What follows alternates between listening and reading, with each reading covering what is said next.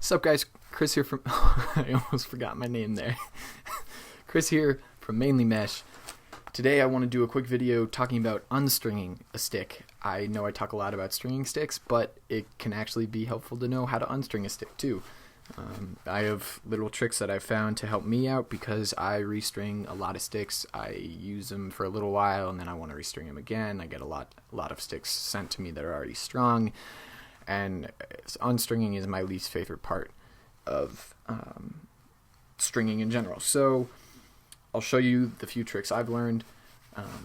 I'm really not good about reusing stringing supplies, especially even if they're the lightest bit used. I like just getting a clean slate. I lose a lot of money because of that, but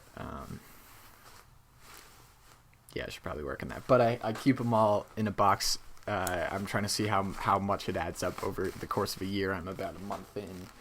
It's already getting pretty ridiculous. So here I've got the classic main die job with grunt lacrosse skull on the back. So all you need, pair of scissors, and get to work. So third string, snip it, very straightforward. Snip the third string, pull it out. Don't be afraid to use your scissors. No need to waste your hands on unstringing, especially if you know you're not going to do it anymore. So you'll see this where the sidewalls are attached. There's almost always this little gap. Push the scissors through. Snip. Oops. Both sides. Piece of cake. You actually don't even need to close the scissors. If you just push it all the way through, it'll cut.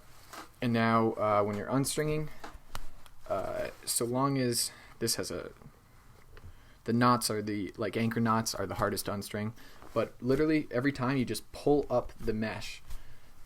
And when you pull up the mesh, here I'm doing the wrong side, but if you notice, so I start with a stacked SI.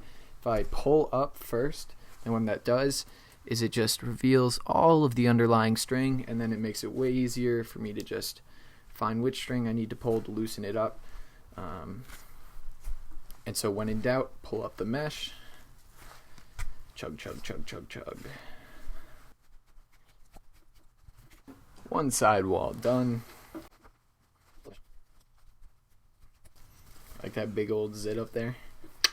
Forgot to shower for a few days. Catch you every time.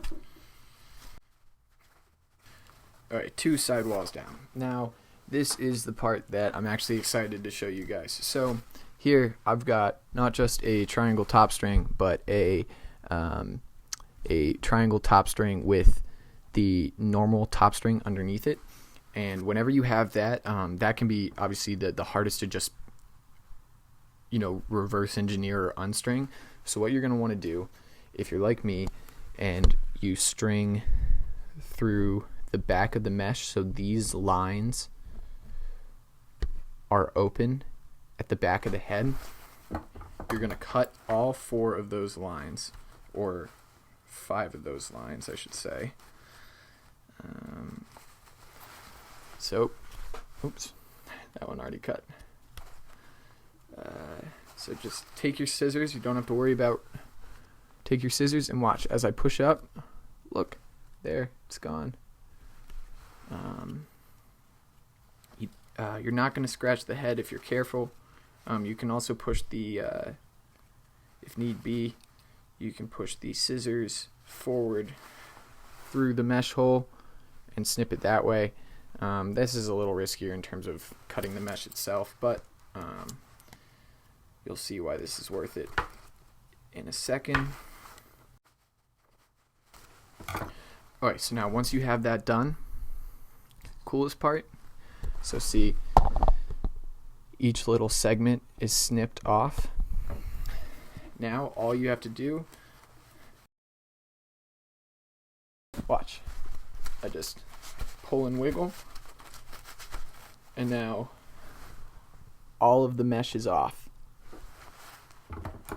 All you need to do is snip that one remaining triangle piece, and things just start falling out. So we got this little piece here, wiggle it around.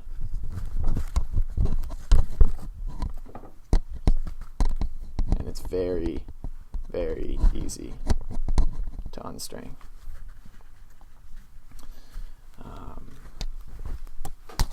And you can just kind of pull away all the remaining pieces, clean it up a little.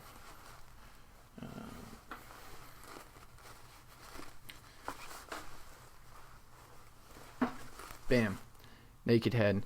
I just did that in 6 minutes flat, and which isn't too bad, but I'm sure you guys, I mean, me in the past, it's the difference between 6 minutes and maybe 15, 20 tops, but there are definitely times where I used to take a lot of time with the unstringing part, and that doesn't need to happen. So those are the basic strategies. I know it's not like all of a sudden the mesh is flying off, but I have carpal tunnel from stringing so much, so my fingers ache a lot. And so I find that using the scissors, I'm not using my first finger, I use my second finger, and that way I'm using different muscles and not taxing my poor little baby fingers unnecessarily. So I'm going to edit this up real quick, throw it on YouTube. Hope you guys enjoy fun little stringing tips, and I'll catch you guys next time. Thanks.